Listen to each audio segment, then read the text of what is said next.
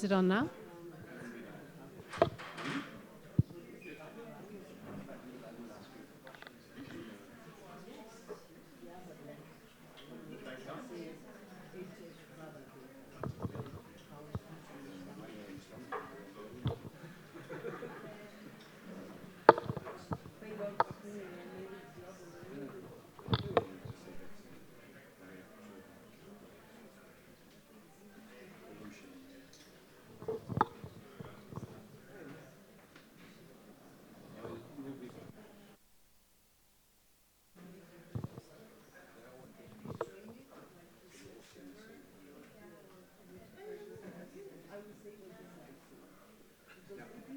So are we live already, or? Yeah. Okay, so it's 2. I think we should start. Should we give the online people some time to join, Anu?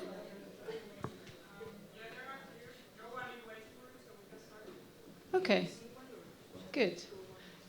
Yeah, let's start because we have quite some things to cover today. So, welcome to the EOSC Contribution to EU Missions and Partnerships session of the EOSC Symposium 2023. My name is Marieke Willems from Elixir Hub and also part of the By COVID coordination team. I've been told I need to give you some housekeeping rules. So, if you are joining online and you have a question, there's a dedicated Slido for that. You just need to put your question in the Slido and followed by the Prisma room, I believe.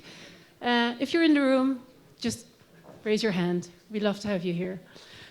Okay, then let's dive into this session. So we want to thank the EOSC Symposium 2023 Program Committee because they've put this session on the program and they've put together Blue Cloud, By COVID, EOSC for Cancer, and Food Nutrition Security Cloud as thematic projects to talk about the EOSC contribution to EU missions and partnerships. So in this session, we're going to try to give you a quick but all-round overview of how EOSC contributes to those EU missions and partnerships. So we've asked Kostas Repanas from the DGRTD Open Science Unit Policy Officer to give us an overview of the EU missions objectives and the open science expectations. The same topic will be addressed by Maria Luisa Lavitrano from the EOSC Association point of view. So it's nice to see those two together. Then we'll dive into the 4 projects that co-organize this session, and they will tell you all about what EOSC can offer to the EU missions and how they do that through the projects. And then the latter part of the session will be moderated by Sara Pitonet, and we will be providing some examples from the projects that already presented to you, how they go about the EOSC contributions to the EU missions. But we also want to know about how you see that. So we'll have some interesting statements, and you'll need to provide your position to that. And then obviously we'll wrap up. So now... Thank you very much for the invitation, and sorry I could not join you in Madrid due to other commitments. The EU missions, a new policy instrument in Horizon Europe, are addressing some of the greatest challenges of our time and aim to deliver concrete results by 2030. EU missions complement and build on conventional RNI in several unique ways. For instance, in addition to providing RNI financial support, they also try and coordinate with relevant regulatory and policy aspects. They support several Commission priorities, such as the European Green Deal, a Europe fit for the digital age, and beating cancer. The 5 missions so far are adaptation to climate change, the mission on cancer, restoring our ocean and waters, climate neutral and smart cities, and last but not least, the mission on healthy soil. Missions are cross-disciplinary by design and engage with citizens early on to boost societal uptake of new solutions and approaches. Experience with the first 2 years of implementation of the 5 EU missions has shown that the mission-based approach as an instrument of Horizon Europe incentivizes the engagement of broad and enthusiastic communities of stakeholders. All missions use and generate large amounts of data.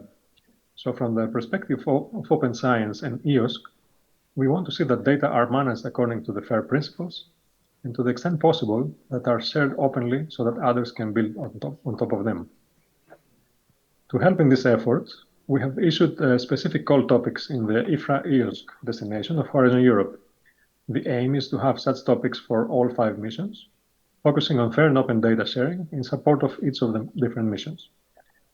Regardless of the mission topic, we would like to see good cooperation between EOSC and the various data spaces, and to mainstream concepts such as fair data management and fair by design digital research outputs. So not only data, but also software, codes, models, and so on. By providing access to data, knowledge, and digital services through federated infrastructures, we enable a key condition for success. All the missions can benefit from better access, management, interoperability, and reuse of digital information, and the experience of several EOSC infrastructures and services can help with that. Finally, of great importance are issues of data harmonization and integration, data privacy and security, big data analytics and machine learning methods, as well as embedding socioeconomic dimensions into research and innovation. And further on, another aspect of open science that can be prominent here is the one of citizen science, especially since all missions make it a point to engage with citizens. Thank you for your time, and I hope you have a great session and discussion.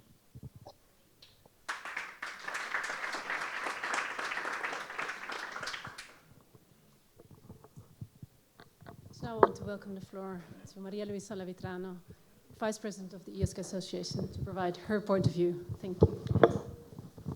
Thank you. More than my point of view, just some points of reflection on the EU mission objectives and the open science expectation. Now, a few words just to introduce the topic. The European Union has for a long time committed to promote open science as a fundamental principles for research and innovation activities. And the European Open Science Cloud really aims at providing European researchers, innovators, companies, citizens with a federated and multidisciplinary environment where they can publish, find, and reuse data, tools, and services for research, innovation, and educational purposes. Now, what is the role of the mission in this context? They are large-scale, cross-disciplinary initiatives designed to address some of the most pressing societal challenges, such as climate change, health, digital transformation, and to provide solutions and deliver concrete results. This is the most important thing of the mission. They are mission-oriented by 2030. EOSC, in this context, plays a crucial role in realizing the ambition of the EU mission by facilitating and supporting open science practices and research collaboration across Europe. Let me give, in a nutshell, what are the topic covered by the mission, what are the most ambitious goal of each mission. The cancer mission goal is to reduce the cancer burden in the Europe population by at least 30% by 2030, focusing on prevention, early diagnosis, treatment, and improving the quality of life for cancer patients. And we will listen from Salva later on. The climate neutral and smart cities mission is to accelerate the transformation of cities into climate neutral, smart, and sustainable urban areas also by 2030. The mission on healthy oceans, seas, coastal, and island waters objective is to restore and protect the health of European marine and freshwater ecosystems and promote sustainable management of oceans and waters. The soil, health, and food mission objectives are to make the soil, earth a central element of sustainable agriculture and food system in Europe. The last one, adaptation to climate change, including societal transformation.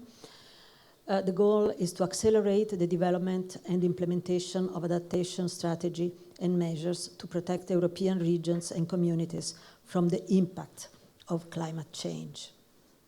Now, what are the expectations? In all the missions, open science expectation include transparent share of data, research findings, methodologies, and fostering collaboration among researchers, institutions, and the public. So these are the main expectations in all the missions. And the open science principles can accelerate progress towards achieving the mission objectives by promoting accessibility, transparency, and collaboration in research and innovation effort.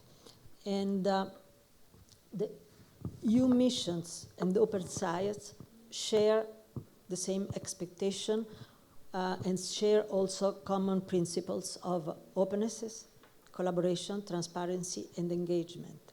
The 5 missions aims to address, as we said already, significant societal challenge while also aligning with open science practices to ensure that research and innovation outcomes are accessible, inclusive, and beneficial for the society as a whole. There are more specific expectation, and the principal one are the alignment with societal challenges.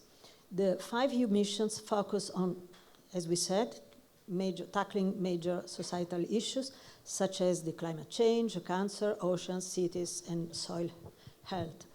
And these missions are directly aligned with the broader goals of sustainability, health, and well-being. And integrating them into EOSC research activities ensure that the resources and expertise of EOSC contribute to these critical objectives. Another important topic, expectation, is the collaborative research. The EU missions encourage collaboration across different countries, sectors, including academia, industry, and civil society.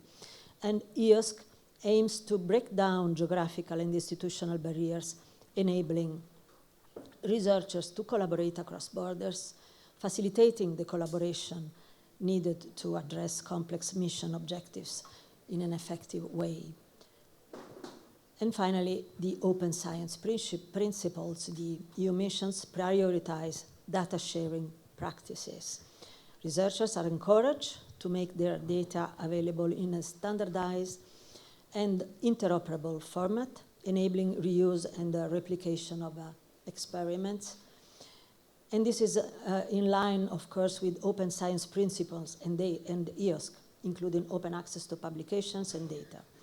And by ensuring that research outputs are openly available, both EOSC and the EU mission will contribute to transparency, reproducibility, and the widespread dissemination of knowledge, which are essential for the EU mission.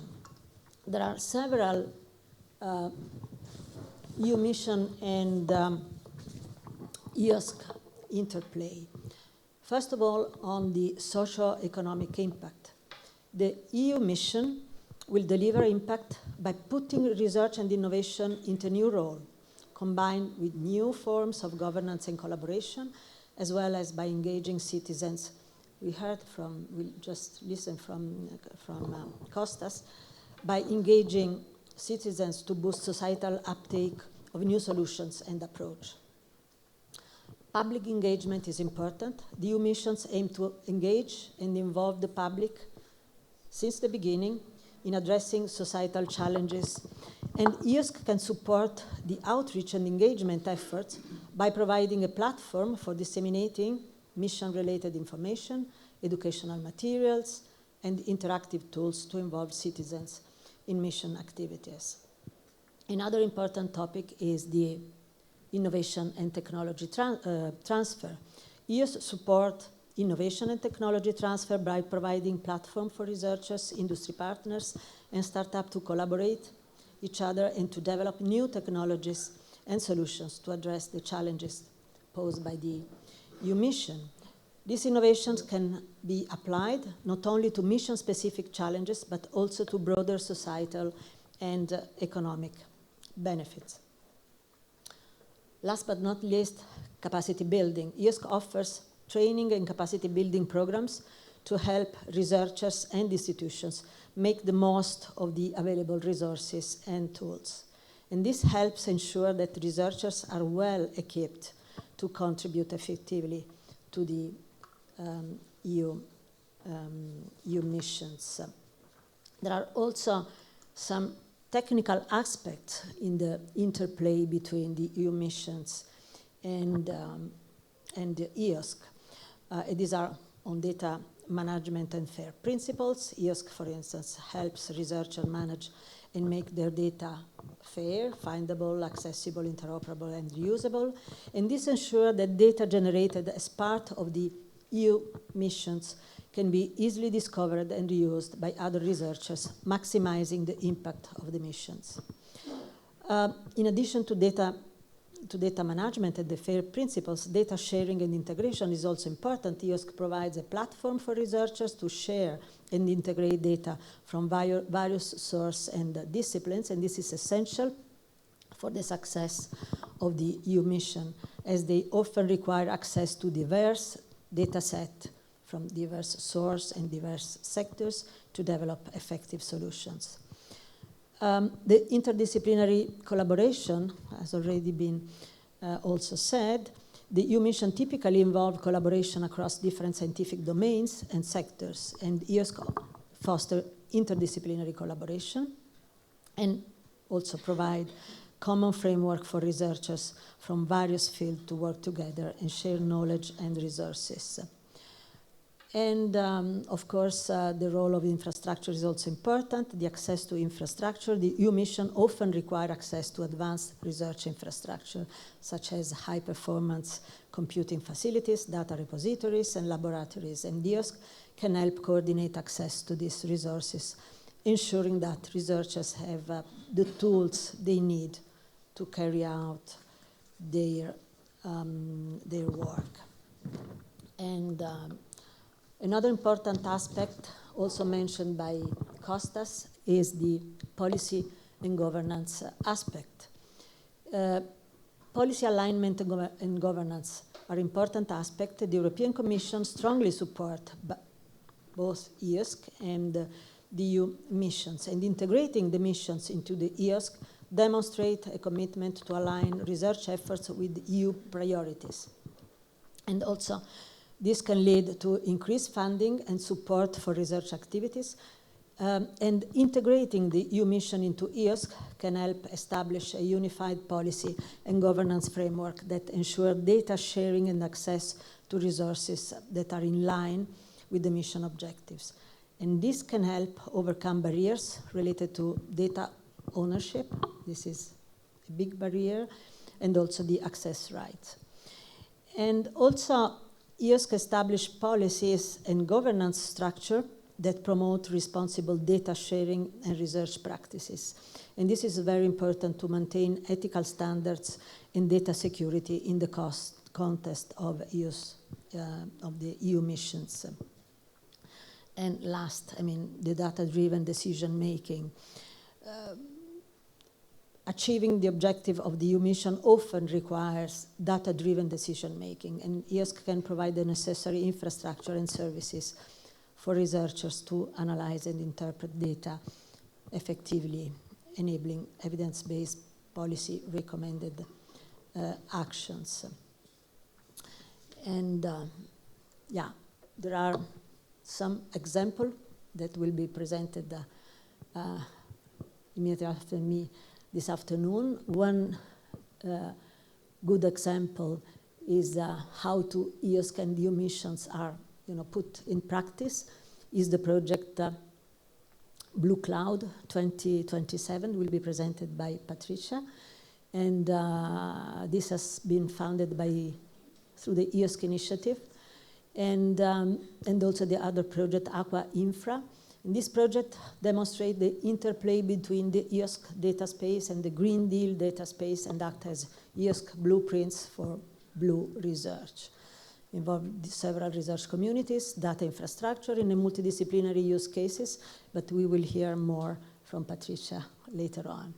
And the other one, Champion, just mentioned this morning several times, is the the project EOS for Cancer that supports and is very much involved in the mission on cancer and will be presented by Salvador later in this afternoon. This includes 29 organizations from 13 countries, cancer centers, computational infrastructure, research performing organization, and will contribute to, to set up an infrastructure to support cancer research in Europe. And with this, I thank you very much for your attention.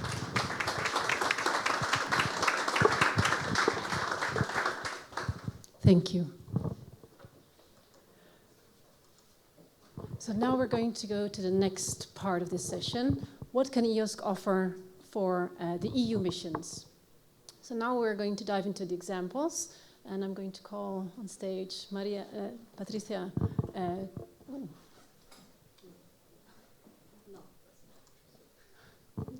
That's a different order. Well, we'll just go with a different order then. Nadim Rahman, please come on stage for the European COVID-19 data platform. Thank you. Thank you. Yeah, I am prepared, don't worry, for this. That's okay. Okay, great. Thanks, Marieke. I mean, I'm happy to go after you if you want. It's okay. So yeah, I'm coming from the perspective of platforms, repositories, and in particular here, the European COVID-19 data platform, and the underlying aspects by COVID here and how they relate to a lot of other projects. Oh, and now we go back to this is brilliant. I'll pass this back to you then. My fault. Last minute change of a slide. Yeah. So thank you and sorry for that.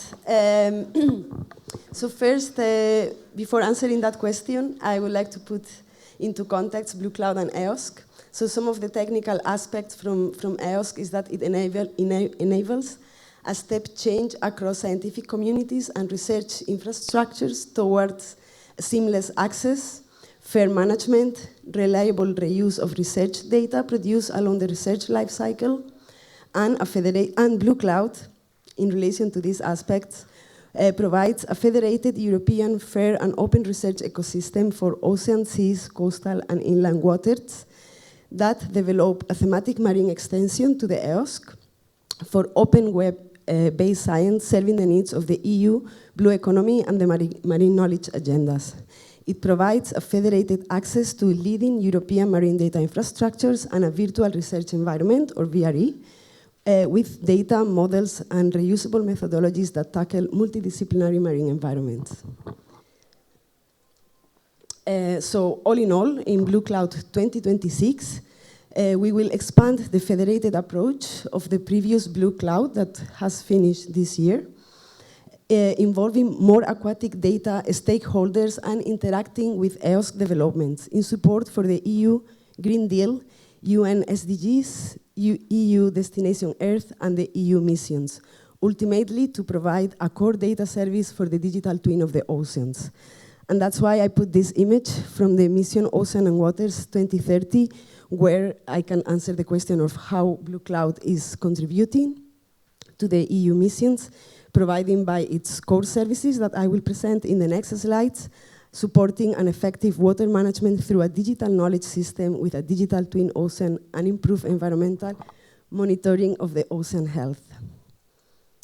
But why do we need a Blue Cloud? So in the last decade, we are improving a lot the technologies and the way we are observing the ocean. This is just a snapshot of some of the devices that are used to monitor the ocean, among many others. And all these devices are producing large amount of data at a very refined scale.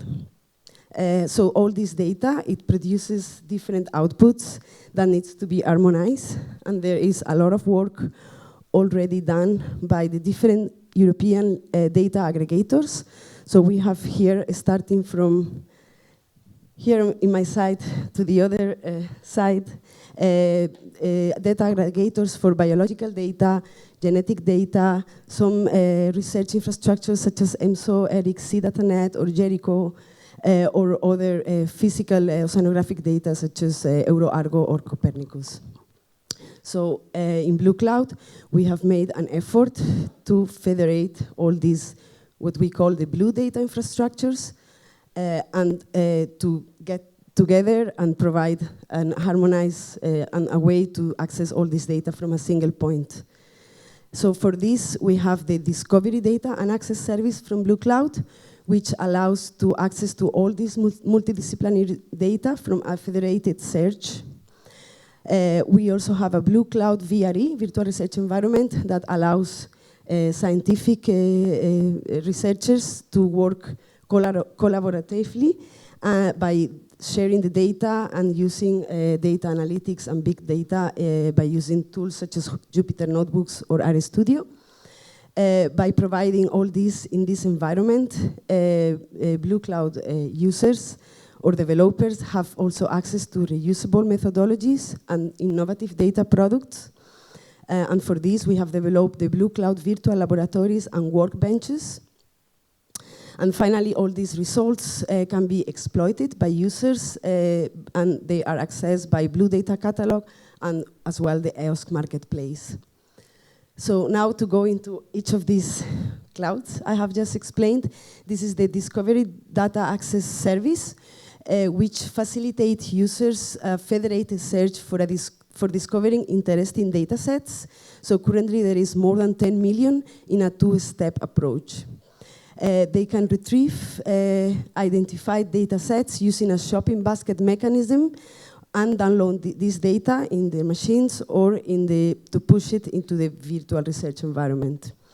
But as well, it facilitates managers of the blue data infrastructures, like these ones, for having a wider outreach to potential users, to stay informed about data requests and users for their repository. This is very important to keep track on how their data is being used. And they can also get a periodic reporting of downloads from their repository. So the Blue Cloud Virtual Research Environment, it also allows the Blue Cloud community for this discovery access of data, but as well for storage, data analytics, communication and collaboration between the users, and access to the Blue Data Catalog. In the Blue Cloud Core, we have the workbenches and VLabs. As well, we have synergies with many other projects. And we also develop hackathons and workshops that use the VRE. And for the EOS Core, we have an identity federation for the monitoring and alerting, and the EOS Marketplace to access for the data products. Now, for the workbenches, the objective to develop this in the VRE is to obtain highly qualified data sets for some chosen essential ocean variables that combines different and various sources as inputs. For this, we have developed 3 different workbenches based on the EOVs. So there is the physical workbench for temperature and salinity, the chemical workbench, which is linked to eutrophication and uses data for nutrients, chlorophyll, and oxygen, and the ecosystem workbench for plankton biomass and diversity. So the challenge here is to deal with large in situ data sets. Blue Cloud 2026 will allow this thanks to the high level performance of the D4Science virtual research environment, which is based on cloud computing associated with big data technology, large data set repositories, and an expert data management.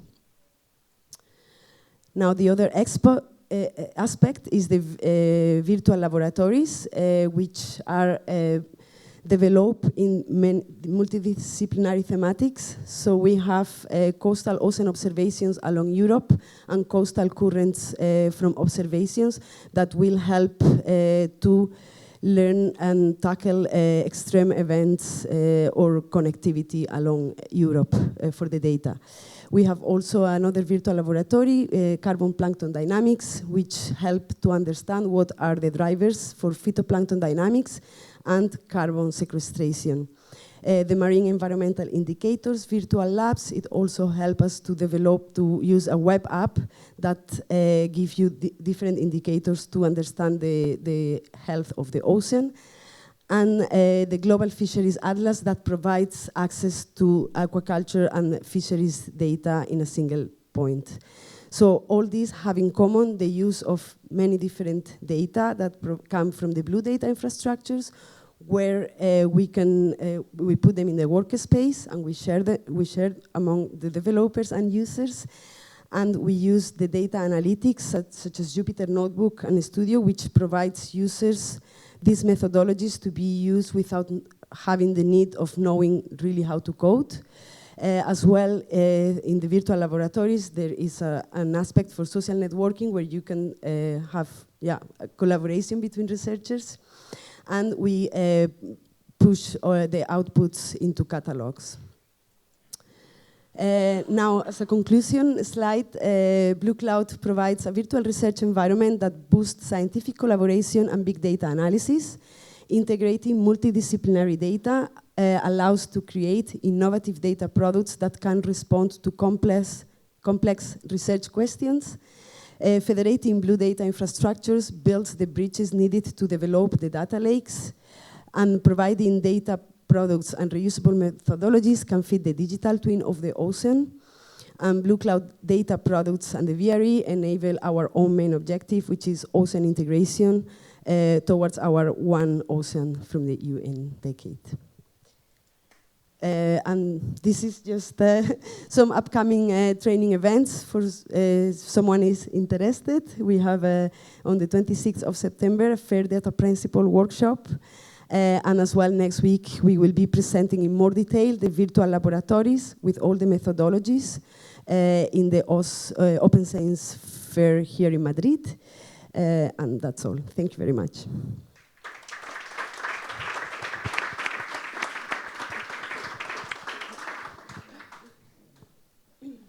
Thanks, Patricia.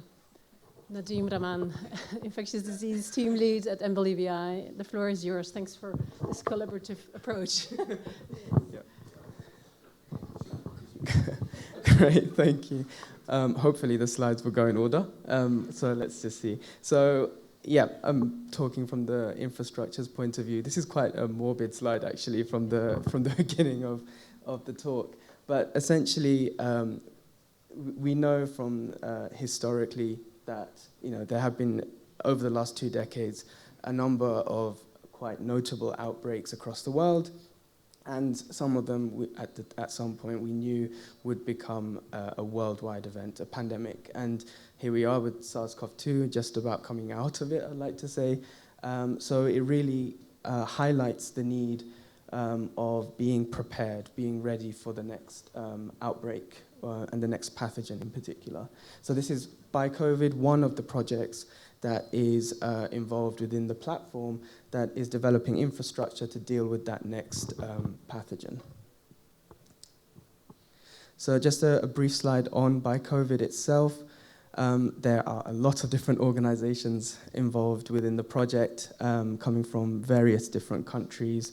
And it is a 3-year project. I think we're in our last year, right? Yep. And it's coordinated by Elixir.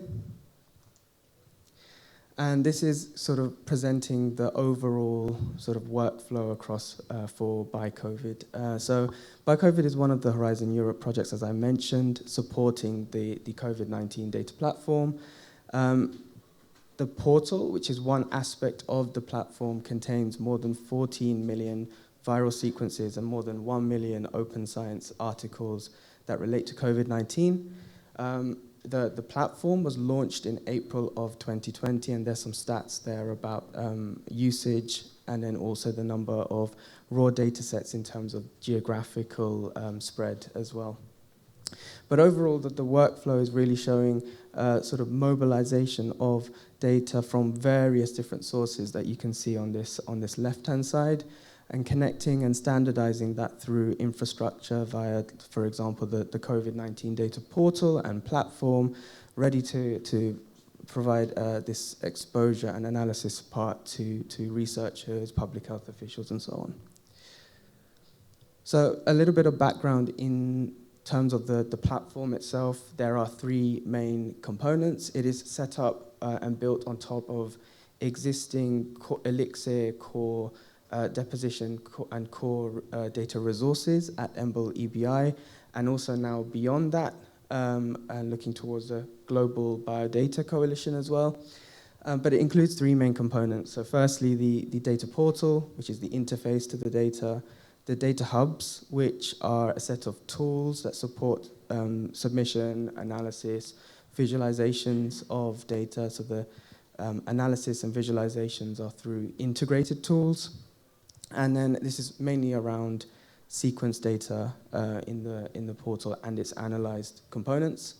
And then the last component is the federated EGA, which is about human COVID-19 biomolecular data. I'll focus mainly on the first two components, but those are the three.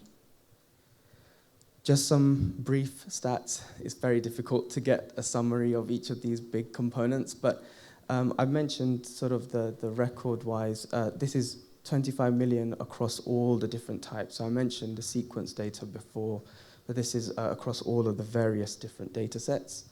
There are also 11 national data portals within the network that provide more regional information.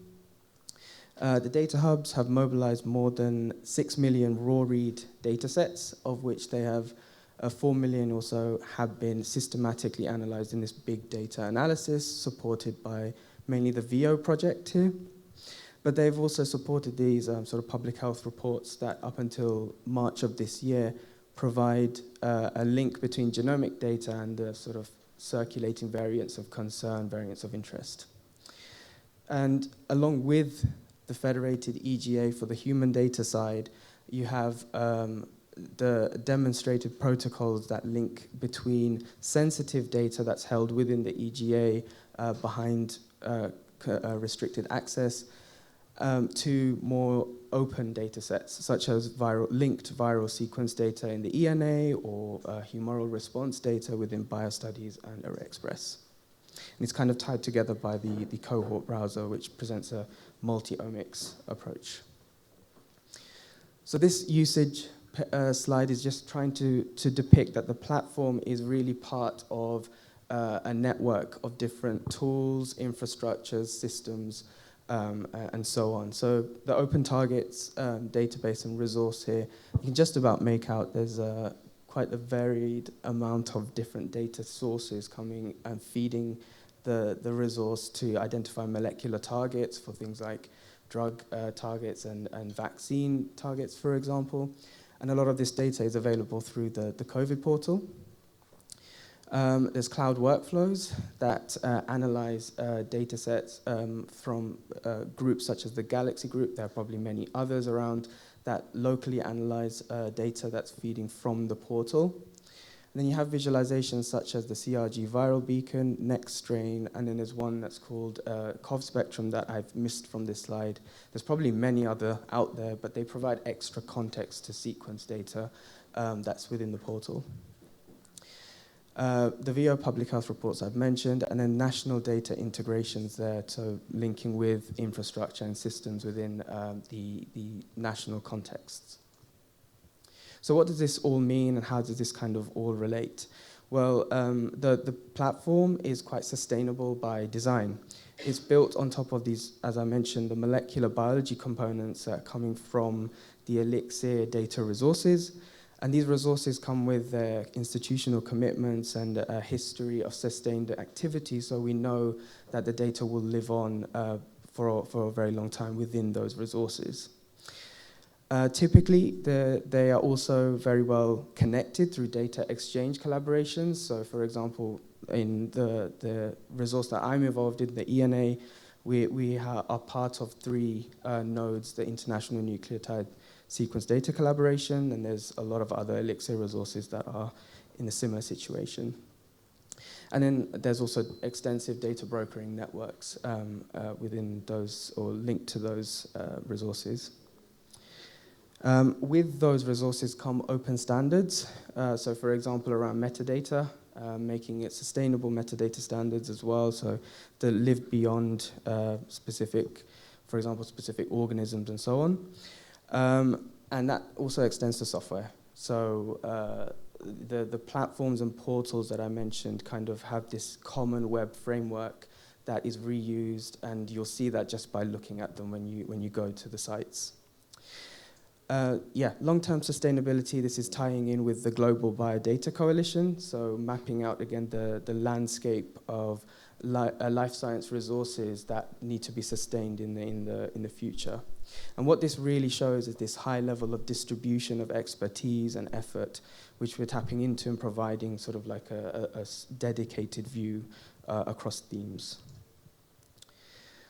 So infrastructure is already shared across projects. So this is mainly relating to this common indexing framework. So Patricia's talk actually was really handy for Blue Cloud. And in the case of Blue Cloud, there's this domain level classification system to define a blue partition or marine or aquatic data.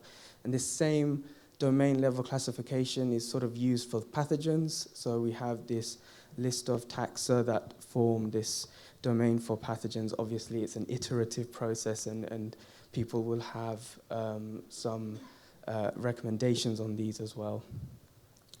But aside from that, you have metadata indexing with 3 tiers of granularity.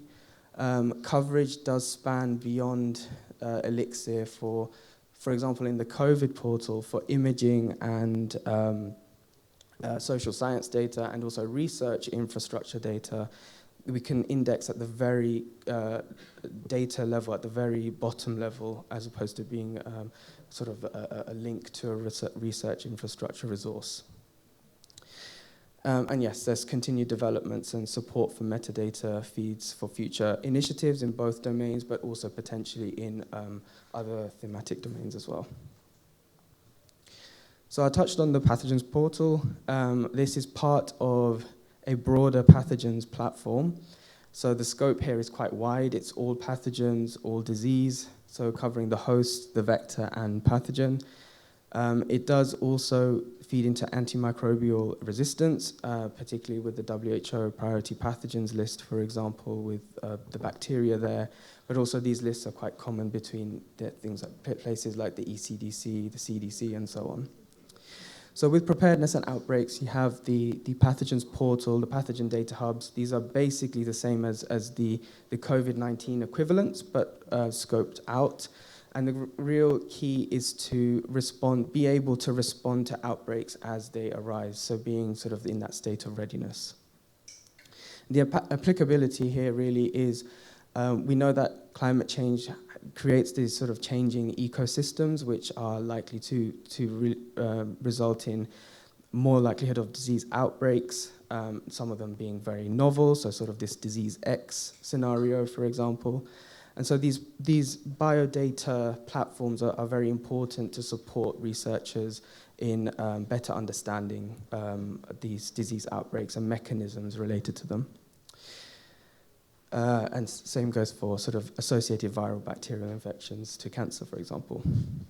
So future roles, so you have food security, for example, in plant pathogens. So currently the pathogens platform is very human pathogen based, but we don't want to restrict, obviously, to that, and we're welcoming to work with groups as well to work on plant pathogens, for example, and including them, as well as around biodiversity loss. And finally, just another project to highlight here, which is on a different tangent. So this is another EU Horizon 2020, I think, or Horizon project called Early Cause.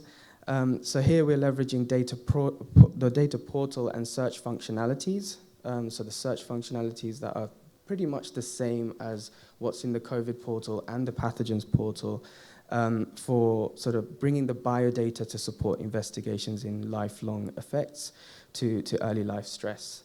So supporting early cause researchers. And here data is sort of siphoned on the organism level or on the data type. And what this really shows is this reusable infrastructure, underlying frameworks that we can bring forward to specific themes again as and when they arrive. So we could potentially do this, for example, for other themes such as soil biodata. So with that, I say huge thanks to everybody involved. It's a very collaborative effort, and I'm pretty sure I've missed names off of this. So huge thanks to everybody, and thank you all for listening. I don't know if you have time for questions. Thank you, Nadim. So the next one to showcase the EOSC for Cancer project is Salvador Capella Gutierrez from the Barcelona Supercomputing Center and coordinator of EOSC for Cancer. Thank you very much for the invitation.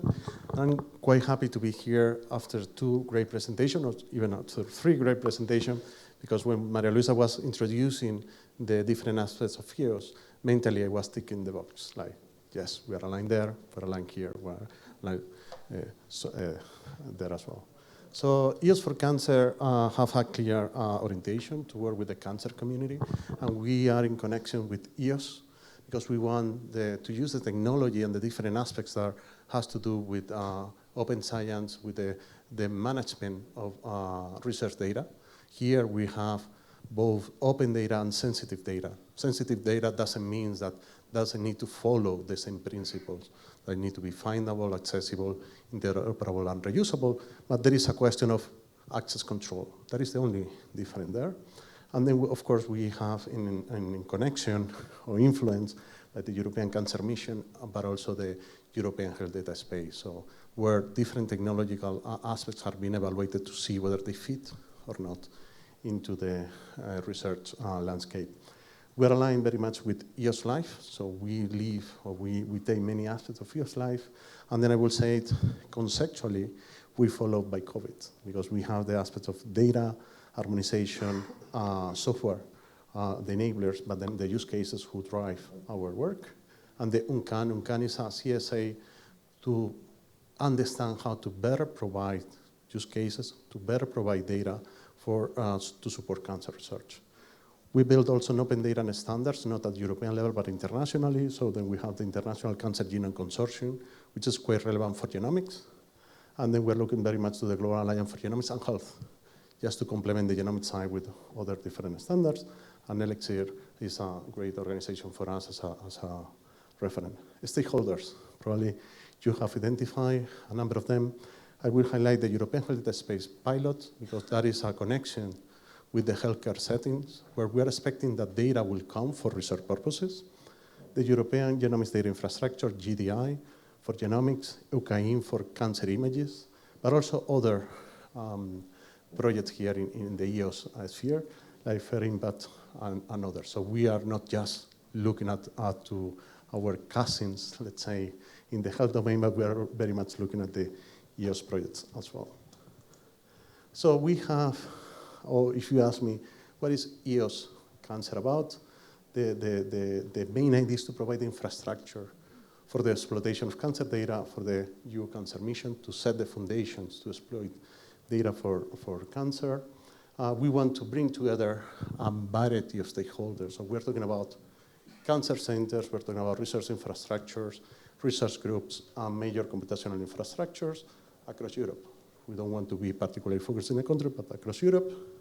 We want to ensure that the EOS services are adapted for cancer research, and then we can also enrich the EOS ecosystem with data, tools, and services. So it's just a link between both ecosystems. We have the time pressure that we are only 30 months, so 2.5 years. So we need to deliver, and we need to deliver basically now. We'll start delivering now. We are 28 full beneficiaries, and then we have associated partners and affiliate entities as well. So here you have a list of the consortia. Probably you can identify yourself with one of them. So you have up here and there, I belong to this research infrastructure. And the objectives of the project, I will summarize them 5, but I will perhaps put the focus in this one. This is not because it's the 5th, doesn't mean that it's the less important. Probably it's the most strategic one. We need to align, or we need to contribute to the European Health Data Space, because most of the data in the future will come from there. Of course, EOS is our main reference here, but also looking on the connection with the cancer mission. So it's just in the intersection of all of these spaces. So we have 4 expected outcomes and impact. We want to facilitate cancer research. We want to bring different profiles, not just technologies, but we want to have researchers. We want to have healthcare professionals who are engaged with the project and understand how to use the infrastructure. Cancer patients and survivors also contributing to the conversation. And then I think I'm repeating myself, that it's important to make sure that we are fully aligned. So how the whole project is structured? The project is structured around the patient journey. So we have prevention, diagnostics, and treatment. And for those different stages of the patient journey, we have different data types that are important to reflect. When we're talking about prevention, for instance, we're talking about cancer registries. When we're talking about diagnostics of intersection of prevention and diagnostic, we're talking about the screening programs. Then we have cancer research where we have the first diagnosis, probably the second diagnosis when we have metastatic cancer, and we move towards the treatment, how we treat patients, how we develop clinical trials, and all this information that can help to treat patients. But remember, here we're talking about research, so we're enabling on different aspects here. We're not directly treating patients because that implies different regulations and operating in a different space. Probably we are missing the last part, that what happened with the survivors. So, but that particular data is very difficult to use because survivors want to contribute the data, but they don't want to be identified as survivors because potential discrimination. So there is an ongoing conversation there. So eventually in the future, we will see a 4th stage. Here, what I want to highlight as well is we're talking about research software, we're talking about workflows, we're talking about a specific platform, for instance, clinical decision support system, how we help to bring together, to combine different data sets to help clinicians to take decisions. So if we look at the structure of the project, I will say we can read this in 2 directions. We can read this from the direction of the use cases. A researcher with a particular question, I want to understand how to combine cancer registry data with socioeconomic data, for instance, so something that we were discussing before. How do I do that? Probably I will need to use portal systems to visualize that data, but those portals, those systems need to bring in data that will be provided by Galaxy, for instance, or by virtual research environments. So Blue Cloud is an example. Here we have alternative, but just follow the same principles of virtual research environment. Those systems, those workflows engines and so on, needs to bring data, but that data needs to be standardized, need to be put together, needs to bring together, and then make sure that we use the same standard, that we have the same metadata, that we're able to discover that. That means that we need to go to the data sources, and that can be databases and repositories, but it can be also knowledge bases, where we are going to find that information. And of course, the connection with EOS is here, to me, evident, but probably should be more in the background, just making the connection with different aspects. Once we have found the data that we need to answer this question, then we stop, let's say, the end user request and start traveling back with the data. We have found the data, we have standardized it, we have put it together, we have processed the data with a particular workflow, and then eventually reference workflow, something that is annotated, that can guarantee provenance, and then that is fed into the system that can be then the researcher visualized. So there is a 2-direction cycle that I need to find to work nicely. We shouldn't forget training, but it's not training for us only, for technologies, but also how people in the cancer community can use those. How can they get used to the FAIR principles? I'm sure if I ask here FAIR principles, everyone knows. If we go to a cancer research community conference and then we ask, what is the FAIR principles? Who knows? They might even have a different meaning. So that is a question that get to train people on those aspects. And then, of course, we want to do a community engagement exercise. We want to make sure that we are listening to the different stakeholders, because here we're just demonstrating how the technology can do, but also we're looking forward, how we can serve the use cases coming. So we need to make sure that whatever we're proposing makes sense to the researchers.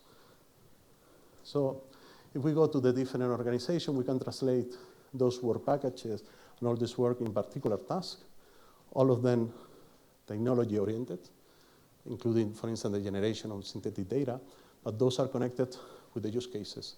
And for us, those use cases are really essential because they represent, first, different data types, they represent different challenges, they represent different levels of sensitiveness. When we're talking more data that you can find potentially in the open to data that is highly patient-centric. So we have all these challenges, including the connection, for instance, on the clinical decision support systems. So here I'm just bringing two examples of the use cases. So the first one is about how we combine data from patient. Our patient view data from different sources. This is coming from the Genie project. It's a US project. And you ask me, you're in Europe, why are you using US data? Because we are very much working with the standards. So we are interested to use the same data types, and later on you will see that. The important aspect here is there is the visualizer that people tend to use in cancer research. It's called cBioportal, where they can bring data, for instance, of when they are detecting different events related to the patient, longitudinal, and they can have still prioritize different variants and what is happening. Eventually, they will bring all together, first to follow up patients, secondly, just to understand and to prioritize the different aspects along the way. The question is, this at the moment is being set up in specific places along Europe. We're working here to make sure that we can interoperate, that we can do it federated analysis, that people can share data. That is the work that we're doing here. We're not reinventing this wheel, we're just enhancing the wheel so that we can work federately. Second one here is harmonizing clinical trials information. You might think there is a lot of standardized information. To be honest, that is not true. Everyone is providing information as they like. So we have taken information from different sites in Europe and in US and bring it together, looking for common data models, common standards, and look for the semantic harmonization to make sure that we have the same information all together and then can be fed to clinical decision support system. The harmonization can happen by different approaches. You can use, for instance, text mining and natural language processing to extract information that is written in free text, or you can go through, for instance, the clean MDR, just to extract the information that has previously been standardized. But at the end of the day, what you want to offer is answers to this type of questions. Which patient to assign to what trial that relies on this kind of information. Again, I said at the very beginning, we are working in research. That sounds very much like treating patient. We are using the same software in both sides, but here is just for research. Clinicians, once they get used to a system, they will take it to the clinical activities and use it. But this is all bringing together different data sources, making everything interoperable, and so on and so forth. So just to finalize, I would say here we have a triangle, and we are contributing to that triangle where we have different projects, different data types, different challenges, but at the end what we want to have is standard services, software, and portals, all together, all open source, all interoperable. We want to deploy and demonstrate that it's possible, that they can work together, and then to do that we need the help of the system. And if you allow me, the driver of the use cases to demonstrate that that is useful for the whole community. So thank you very much.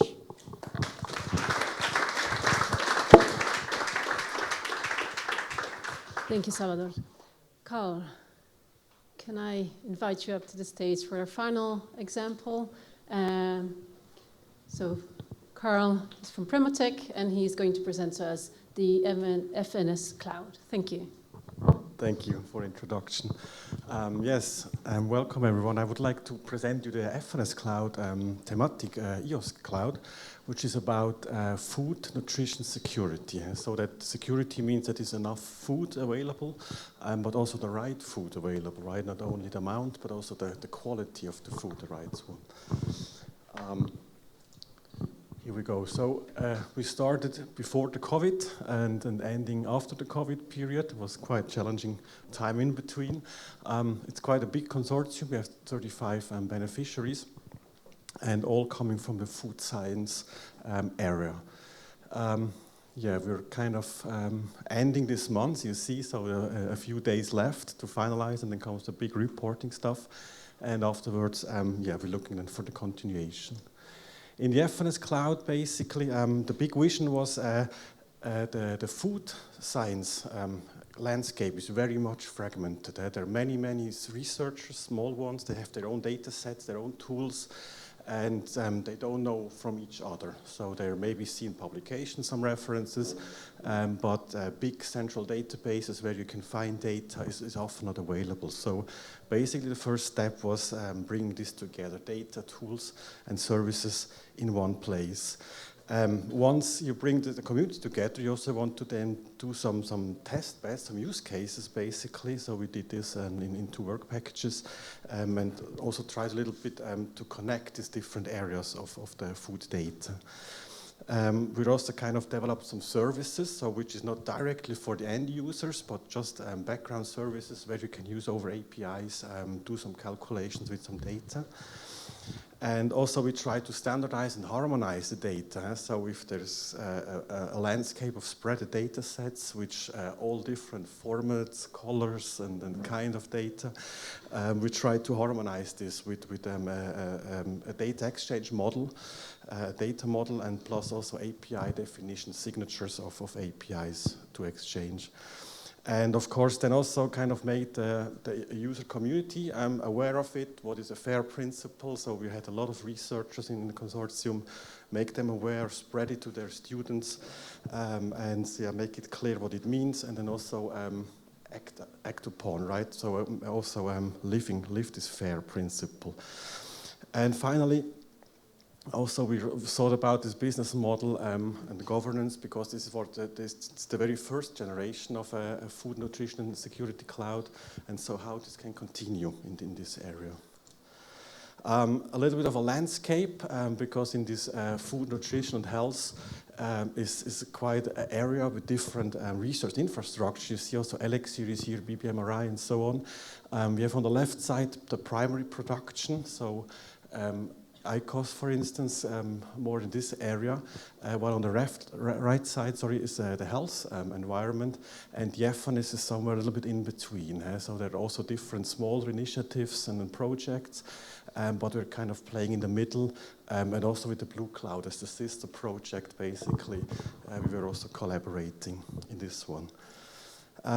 This very colorful slide shows you a little bit the overview. What is the FNS Cloud, what we did. So you see the blue cloud in the back, the color blue cloud. We had a website, of course, the entry point, and then comes the catalogs, where you find all the resources that we have, all the data sets, all the apps, and all the services. Overall, we put this AAI, so this authentication and authorization framework that you can log in once and yeah, can access all the apps. And then we divided the food and nutrition security in 3 main areas. So we had the agro-food, which is more dealing with the growing and the animals and the plants, basically. Then the nutrition and lifestyle in the middle, and the non-communicable diseases and the microbiomes on the right side. And for instance, in the agro-food sector, we had data sets with food composition, so nutrient data, but also with contamination data of the foods. We had a data set with brands, so food products from the supermarket. We also had some apps where you can get shopping advices if you go shopping with the data. In the middle, on the lifestyle, we had more the consumption data, so we were measuring what people consumed during 24-hour, or also kind of food frequency questionnaires. And on the right side with the microbiome, we had also different microbiome databases, of course, we developed in one study where they collected microbiome data, but also food and drug interaction. So, for instance, antibiotics and milk products, they influence each other. And so this is also quite a developed database with all this information, how food and drugs basically interacts, and you have to be carefully on this one. So the key outcomes basically of this FNS Cloud project is we have this extensive list, catalogs basically of existing tools, data sets and other resources which can be searched and also be extended in the future. The catalog shows this. We also developed a community of practice website with a lot of training materials, best practice, and then blogs, entries with some hints on it. And also kind of realized outcome was the degree of collaboration within across the beneficiaries. So made the researchers aware of it and act also kind of fair and collaborate together and share the data basically afterwards. Also the interoperability with our data exchange models and APIs. We defined how to exchange data, what should you be preparing. And finally, of course, also training materials. We produced a lot of videos. It was kind of fun at the end when you all had these databases and tools. We produced a lot of videos just to show how it works. And finally, with these data exchange models, of course, we also then developed our own ontology, the FNS Harmony, which was based on several others existing ontologies on top. Yeah, I was kind of looking a little bit, because we're coming to the end, also, okay, how we contribute to the EU missions. And so the food science is contributing everywhere a little bit, but of course not fully covering one of the topics. But first of all, in the food science, we also have a lot of, you see a picture on the upper right, also some experimental fields and farms where you try to grow foods or animals in a certain way that you see how they develop. Also in this context with the mission one, adaptation to the climate change, this is one where we contribute the knowledge. So which fertilizers and which growing approaches kind of help maybe to fight the climate change. And then also that we want to make sure that there is enough nutrients still in the food also during the caused by the climate change, and also the contamination is not too big in foods. Also the infrastructure for the consumption studies, food consumption studies also help to discover these nutritional patterns of people, right? What people are eating, especially also when the climate changes. Maybe they go away from certain foods because maybe of taste or price. They change that behavior, and suddenly we're getting in more troubles with the security. So this is all kind of the infrastructure can help to answer these questions. To the cancer, there is only one point with the food and the drug, so the medication for cancer. We have this database where we provide now information for the patients to be careful with certain foods, so not combining with cancer medication. And so just this is for improving the quality of life for patients and their families, as Marie-Louise also mentioned already. For the mission 3, for the ocean and the water, because we had there a quite intensive collaboration with Blue Cloud. Sorry. There's a little bit more because, of course, there is a lot of food also coming from the ocean on our plates, all the seafood that we're eating. And also here again, the infrastructure for the consumption study helped a little bit to understand the contamination, because there is a lot of contamination in the oceans, also getting concentrated into the seafood, and then we're consuming this contamination right into the human bodies, and then this is transferred over this one. And so this helps a little bit also, and also find them to food waste is also another database, which is important, where we see how much food waste is produced, what can be done with the food waste to reduce it, and this also helps for this mission to better get to this point. Also, this communication of overfishing and monoculture nutrition. So you know maybe the fish sticks, very popular food, but very few species are always used for this food. And if consumers are basically informed about this monoculture, and they're aware of that the nutrient profile is very, how to say it in one way, this is also maybe not the best for the consumption and for a healthy diet. And also this brings maybe the consumer to be more aware of the right of buying food responsibly. Yep, 1 minute, yes, good, okay, come to the end. Good, and also of course the infrastructure for the food contamination, as I said, right, so the bigger fish eating the smaller fish, the contamination concentrates, and one of the funny findings, let's say we had, is the shark from Iceland.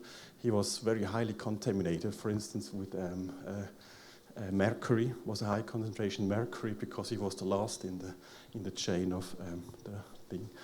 And finally, with the climate knowledge and smart cities, we also had one database which is a seed exchange, so users can exchange seeds and also make a menu plan over the week.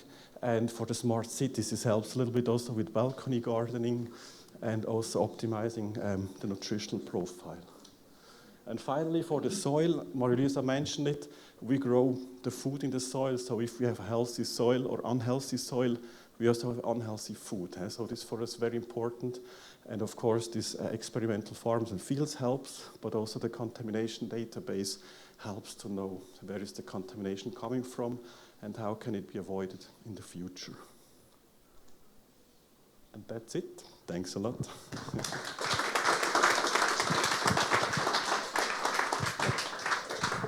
Yeah, I want to thank all the speakers for providing us with beautiful examples of results and resources reused across the domains in these different thematic projects. So Sarah, please. Thanks, Marie.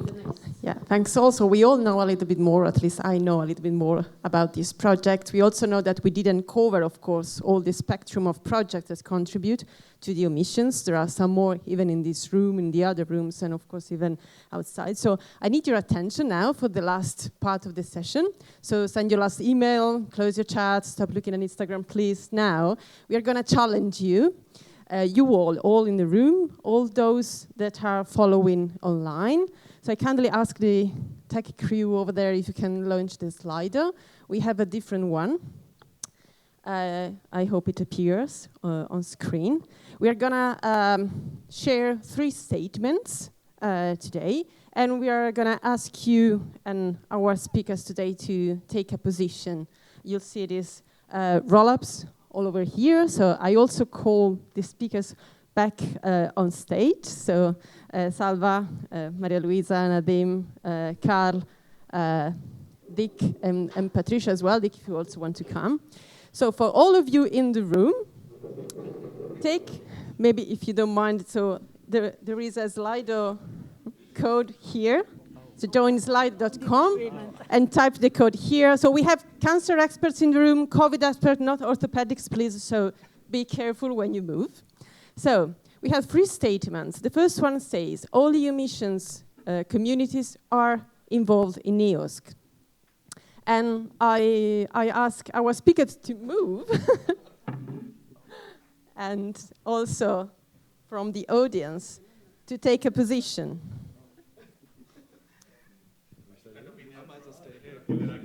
I really agree, but then I don't want to block the screen.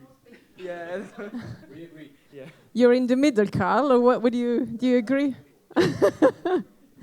So maybe I'll leave the floor to you then. Why are you in the middle?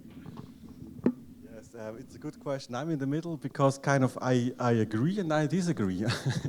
Because we realized also in a big consortium like the FS Cloud, we had a lot of experts in, a lot of communities were represented, but also some were missing basically, right? And if you have one representative, how he transferred the knowledge to the rest of the community was a little bit of a challenge. So I think in EOSC we have a lot of communities involved as well.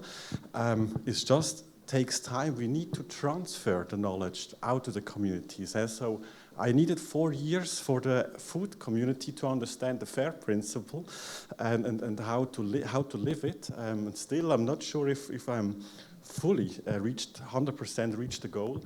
And here is also. So I think the involvement is there. Just the transfer of the knowledge is takes a long time.